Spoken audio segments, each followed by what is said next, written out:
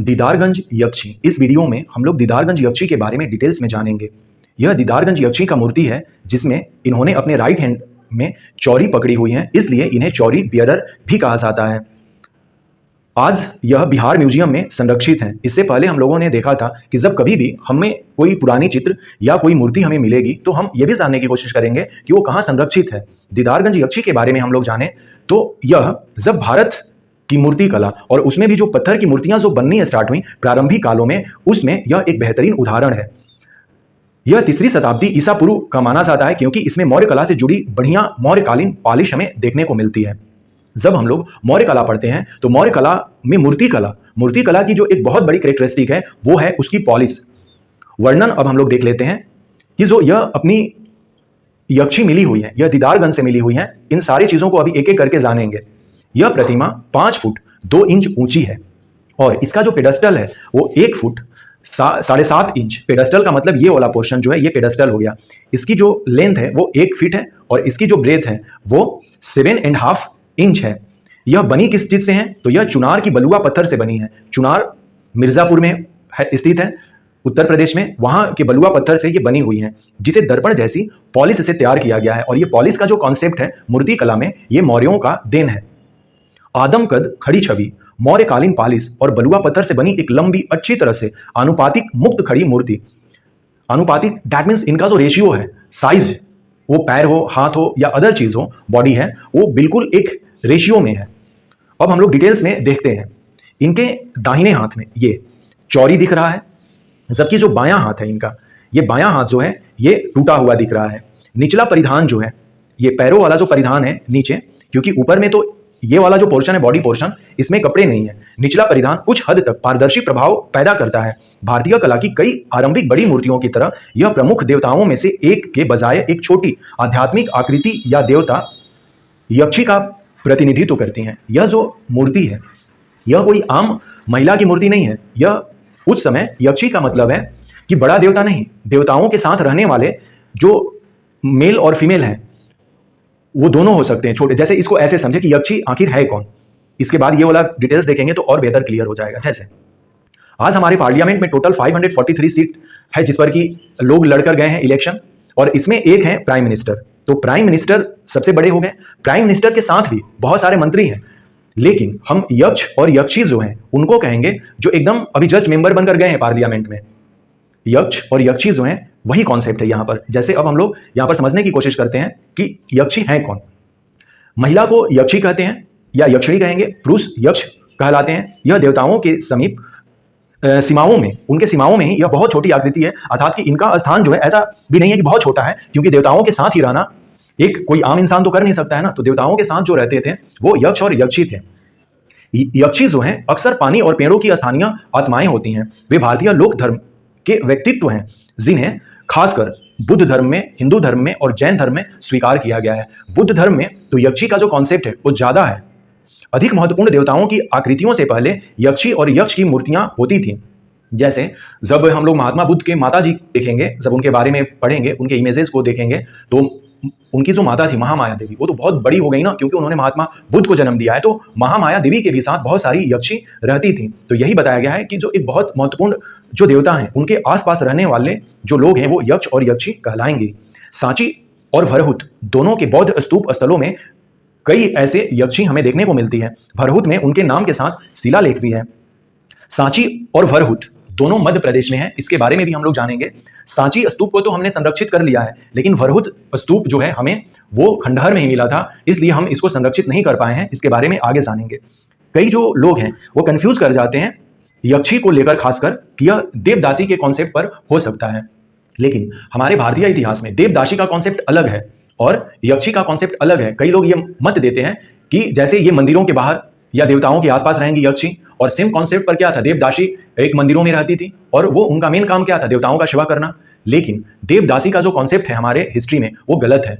जैसे सती प्रथा गलत था, उसी तरह से देवदासी का कॉन्सेप्ट जो है वो गलत कॉन्सेप्ट है हमारे भारतीय इतिहास में। लेकिन जब हम लोग किसी समाज में रहते हैं जहाँ पर डिस्कशन होती है, एक दूसरे की बातों को सुनी जाती है, तो उस समाज में किसी भी चीज़ को हम ऐसा नहीं कर सकते कि बहुत अच्छा था या बहुत खराब था। जैसे सती प्रथा के बारे में हम कह सकते हैं कि ये एक्सट्रीम वाला खराब था, लेकिन देवदासी का कॉन्सेप्ट जो है उतना खराब नहीं था, क्योंकि जब लॉ की भाषा में हम लोग देखेंगे तो लॉ की भाषा में एक डिग्री होती है कि वो कितने डिग्री तक अच्छा था या कितने डिग्री तक खराब था, क्योंकि कोई भी जो है 100% खराब या गलत नहीं हो सकता है। तो देवदासी का कॉन्सेप्ट अलग है। देवदासी के कॉन्सेप्ट को हम यक्षी के साथ नहीं जोड़ सकते हैं। देवदासी के बारे में हम लोग अलग तरीके से किसी दूसरे वीडियो में डिस्कस करेंगे। यह reserve bank of India Delhi का जो हेडक्वार्टर है वहां का ये एंट्रेंस गेट है। यहां पर भी देखिए यक्षी का ये हमें मूर्ति दिख रहा है और इधर यक्ष है। यदि यक्षी का कॉन्सेप्ट गलत होता जैसा कि देवदासी है या देवदासी के कॉन्सेप्ट से हम यक्षी को जोड़ें तो दोनों अलग अलग है, तो फिर हम आरबीआई के मेन गेट पर हम यक्षी की मूर्ति नहीं लगाते हैं। क्यों हम लोगों ने लगाए हैं, इसके बहुत सारे मीनिंग हो सकते हैं कि अंदर में माँ लक्ष्मी है और उनकी रक्षा या उनकी देखभाल के लिए यक्षी और यक्ष को बाहर लगाया गया है। तो ये कुछ कॉन्सेप्ट है। पाटलिपुत्र, अब थोड़ा सा समझने की कोशिश करते हैं। आज का जो पटना है, आज भले ही लोग जो पटना में रह रहे हैं वो अपने आप को पटना में सीमित कर ले, या नहीं होता है कि सन ऑफ बिहार लोग कहते हैं, सन ऑफ पटना कहते हैं। ये कॉन्सेप्ट जो है ना आज पॉसिबल हो सकता है, लोग ऐसे सोच सकते हैं, लेकिन जब हम लोग 2500 साल पहले की बात कर रहे हैं तो आज की तरह जो लोग नहीं थे। हमारे लिए जो पाटलिपुत्र था ना, वो तक्षशिला से लेकर पाटलिपुत्रा हम लोग आते जाते थे, अपने मस्तिष्क को, अपने सोच को आज की तरह संकुचित नहीं रखे थे। क्योंकि मोस्ट ऑफ केस जो अभी देखने को हमें मिलती है, हम लोग अपने एक पर्टिकुलर लैंड से जोड़ते हैं, लेकिन हमारा कॉन्सेप्ट ये नहीं है। मगध का कॉन्सेप्ट, पाटलिपुत्र का कॉन्सेप्ट ये नहीं है। ये पूरे भारत को एक समझता है। तब ना जाकर अभी हम लोग इसके बारे में और देखेंगे ये आखिर बात मैं क्यों कह रहा हूं। अभी जस्ट आगे हमें पता चलेगा कि पाटलिपुत्र का मतलब केवल पटना नहीं है, वहां पर जो लोग भी रहते थे। हम लोगों ने देखा ना कि जब चाणक्य थे वो तक्षशिला से पाटलिपुत्र सलाह देने आते हैं धनानंद को। तो ये सारा अपना हिस्ट्री है। हमें अपने सोच को कैसे डेवलप करना चाहिए ये आगे हमें थोड़ा सा समझने को मिलेगा। ये सांची का स्तूप है जिसे आज हम कंजर्व कर चुके हैं। यहां पर भी ये जो है यक्षी हमें देखने को मिल रही है इनके गेट पर। अदर एंगल से यदि हम लोग यक्षी के बारे में जाने, ये तो एक यक्षी है जिनको हमने दीदारगंज से खोजा था, लेकिन हजारों लाखों यक्षी जो हैं उनकी मूर्तियां प्रारंभिक भारतीय इतिहास के कला में वो डेवलप की गई हैं। ये इनका फ्रंट व्यू है, बैक व्यू है और ये साइड व्यू है। अब एक एक करके समझने की कोशिश करते हैं। सबसे पहले इनके ये सर को देखिए, ये वाला जो प्रोपोर्शन है, यहां पर विस्तृत हेड ड्रेस है। हेड ड्रेस का मतलब क्या होता है, देखिए ये एक इमेज है जो अपने उत्तराखंड की जो लड़कियां हैं उनका है। ये हेड ड्रेस की है, यानी कि हेड पर भी कुछ कपड़े रखना।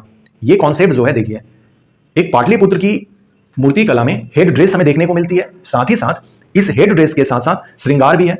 ये श्रृंगार हो गया कि कुछ इन्होंने लगाया होगा माथे पर, लेकिन हेड ड्रेस का कॉन्सेप्ट जो है आज जैसे कि जो पाटलिपुत्र में लड़कियां रहती हैं वो इस तरह से हेड को नहीं बांधती हैं, लेकिन उत्तराखंड में जो लड़कियां रहती हैं या जो हिमाचल में लड़कियां रहती हैं वो अपने हेड को बांधती हैं। तो ये कॉन्सेप्ट कहां से आया, हमने अपने दिमाग को जब खोला तब आया। और हमने ये भी देखा ना कि पाटलिपुत्र का मतलब केवल पटना नहीं था।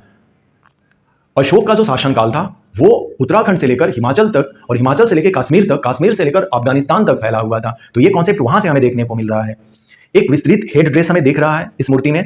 भारी गोलाकार स्तन जो है वो काफी हैवी है। ये कमर संकीर्ण है और कूल्हा ये जो है ये फैला हुआ है। ये वाला पोर्शन ये कूल्हा है, ये कमर है, कमर संकीर्ण है और ये जो कूल्हा है ये फैला हुआ है।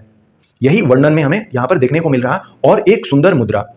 इस तरह के विवरणों को चित्रित करने के लिए मांसलता के रूप में शारीरिक शरीर रचना पर बल दिया गया है। और यह कैसे आएगी, यह अंदर से रोकी गई सांस का एक गुण है जिसे व्यक्त किया जाता है। थोड़ा सा यहां पर हम लोग इस चीज को समझ लेते हैं अभी के पर्सपेक्टिव में। मैंने तो यहां पर एक यह जो बॉडी बिल्डिंग चैंपियनशिप है उसका मैंने इमेज लगा दिया है। देखिए ये लड़का है और ये लड़की है, दोनों अपने सांस को जब अंदर की तरफ खींचे हैं तब इनका इस तरह से बॉडी दिख रहा है। लेकिन फनी टाइम में कि आज जब लड़के जो हैं किसी लड़की को देखते हैं तो उस लड़के का पेट मतलब बाहर निकला हुआ है, तो लड़की को देखकर क्या करता है वो कि अंदर की तरफ सांस लेता है और अपने बॉडी को दिखाने की कोशिश करता है। मेरे ऊपर मत भाई बोलने लगना, मैं रोज जाता हूं दौड़ने मॉर्निंग में, तो ऐसे नहीं है, मेरा पेट नहीं निकला हुआ है। तो जो भी देखिए मैं ये कह रहा हूं कि हमें क्या करना चाहिए, एक्सरसाइज करना चाहिए। जो भी लड़के हैं उनको दौड़ना चाहिए कि वो सांस खींचे, तो उनका मतलब कि सांस खींचना ना पड़े, मतलब जनरल पोजीशन में भी। वैसे हमें बॉडी को ज्यादा दिखाना है तो हमें सांस खींचना पड़ेगा। तो यही सांस खींचने वाली जो कॉन्सेप्ट है इस हमें इमेज में देखने को मिलती है। इस सांस की पहचान जो है जीवन के सार से की जाती है। कुछ विद्वानों के अनुसार यह प्रतिमा पहली बार इसकी जैविक अभिव्यक्ति की एक निश्चित भावना के साथ एक पूर्ण और विशाल रूप की मूर्ति कला का एहसास कराती है। सामने के विपरीत आकृति पीछे की ओर चपटी है और केवल मॉडलिंग का एक सहज संकेत है। ये जो पीछे वाला पोर्शन है ये मॉडलिंग का एक संकेत है। ये देख रहे हैं कि पूरी तरह से ये जो है सपाट दिख रहा है हमें। तो यही यहाँ पर कहने के बारे में कहा गया, मतलब कि यहाँ पर वर्णन किया गया है।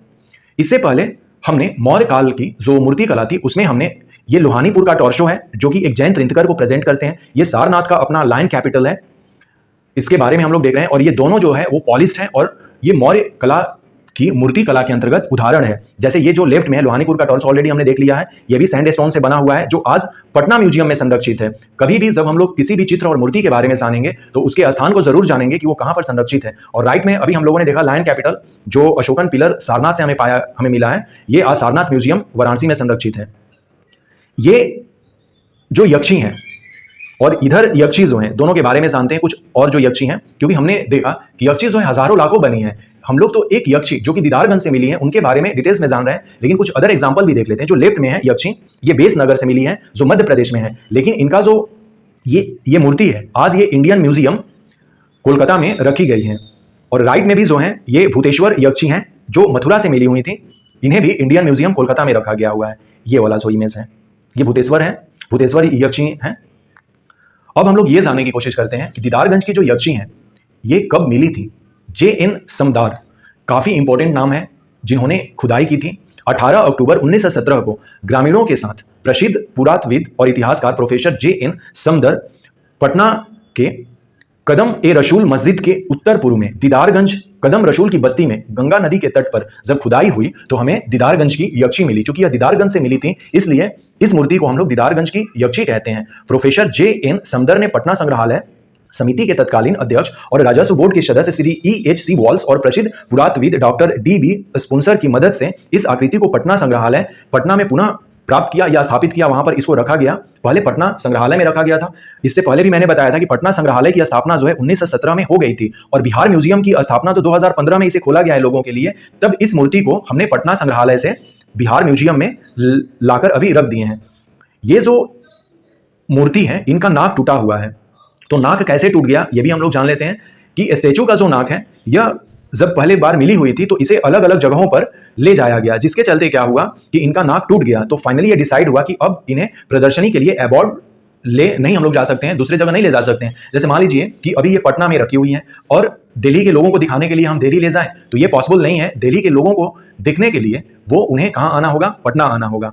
यह मूर्ति अब जो है बिहार राज्य के पटना में स्थित है और यह पटना संग्रहालय से अब बिहार संग्रहालय में आ चुकी हैं। और ये भी हम लोग जानने की कोशिश कर लेते हैं कि नीतीश कुमार जी जो है चीफ मिनिस्टर, उनका बहुत बड़ा अनाउंसमेंट है, उनका बहुत बड़ा ये एक तरह का प्रोजेक्ट है कि जो बिहार म्यूजियम है और पटना म्यूजियम है दोनों के बीच में ज्यादा डिस्टेंस नहीं है, तो दोनों के अंडरग्राउंड कनेक्शन जो है एक गैलरी बन रही है जो बहुत जल्द ओपन होगी। 1917 में ही पटना म्यूजियम की स्थापना होती है और 1917 में ही हमने दीदारगंज यक्षी को खोजा और वहां पर उसको स्थापित किया पटना म्यूजियम में। लेकिन आज 2015 में जब बिहार संग्रहालय तैयार हो गया तो हम दीदारगंज यक्षी को बिहार संग्रहालय में अब संरक्षित कर दिए। और हम लोग जानते हैं कि पाटलिपुत्र जो थी वो मौर्य साम्राज्य की राजधानी थी। भरहुत के बारे में हम लोगों ने देखा था, अभी जस्ट नाम हमने सुना अभी। तो भरहुत और सांची दोनों मध्य प्रदेश में है, दोनों जगह स्तूप है। तो सांची स्तूप को हमने कंजर्व कर लिया है, लेकिन भरहुत जो अपना स्तूप था उसको हमने कंजर्व नहीं कर पाए। भरहुत जो है वो मध्य प्रदेश के सतना जिले में है और इसके जो कुछ अवशेष बचे, जैसे कि ये हमारा रेलिंग वगैरह कुछ मिला है जो रेड सैंडस्टोन का बना हुआ है, आज हम इसे कोलकाता के इंडियन म्यूजियम में संरक्षित किए हुए हैं क्योंकि जो स्तूप था उसे तो हम कंजर्व नहीं कर पाए। ये इसका लेआउट कुछ इस तरह से दिखता होगा जब होगा वो। तो ये सारा कॉन्सेप्ट था यक्षी से लेकर। आई होप सो कि हमें ये बात समझ में आ गई है कि यक्षी कौन है और यक्षी का कॉन्सेप्ट क्या है, और उसमें भी हमने पर्टिकुलर दीदारगंज यक्षी के बारे में जानने और समझने की कोशिश की कि दीदारगंज की यक्षी जो है वो कौन है। एक बार यदि हम लोग इसे फिर से कंक्लूड कर लें कि हमने जाना क्या और हमारे एग्जामिनेशन पॉइंट ऑफ व्यू से इस वीडियो का क्या महत्व है, तो इसका जो सबसे बड़ा महत्व है कि जब हम लोग मौर्य कला के बारे में पढ़ेंगे, मौर्य कला के बारे में जानेंगे, तब हम लोग मौर्य कला के रूप में, मौर्य कला की जो मूर्ति कला है उसके उदाहरण में हम लोग दीदारगंज यक्षी को रख सकते हैं। तो दीदारगंज यक्षी का ये मूर्ति है जिसके बारे में हम लोगों ने जाना कि यह एक बेहतरीन उदाहरण है प्रारंभिक मूर्ति कला की। यह मौर्य काल से जुड़ी हुई है, तो यह मौर्य कला की एक उदाहरण हो जाएंगी। मौर्य कला की जो काफी एक फेमस कैरेक्टरिस्टिक्स है वो है पॉलिशिंग करना। मूर्ति का वर्णन हमने देखा। मूर्ति जो है ये बना किस चीज से है, तो ये चुनार के बलुआ पत्थर से बना हुआ है। उसके बारे में हम लोगों ने डिफरेंस यहाँ पर इनके बारे में जानने की कोशिश की कि कौन होते हैं और यक्षी का मतलब क्या होता है हमारे बुद्धिज्म में, हमारे हिंदू धर्म में और जैन धर्म में। ये काफी बड़ा कॉन्सेप्ट है यक्षी का। सांची स्तूप को हमने देखा, उसके बाद डिटेल्स में फिर अदर हम लोगों ने वर्णन देखा कि किस तरह से ये है। फिर हमने फाइनल ये देखने की कोशिश की कि इसकी जो डिस्कवरी है किसने की, तो इसकी डिस्कवरी जो है 1917 में J.N. समदर के द्वारा किया गया था। आई होप सो कि अब हमें ये क्लियर हो गया है कि दीदारगंज यक्षी के बारे में क्या इंफॉर्मेशन हमें जानना था। So thanks and take care, मिलते हैं अगले वीडियोज में।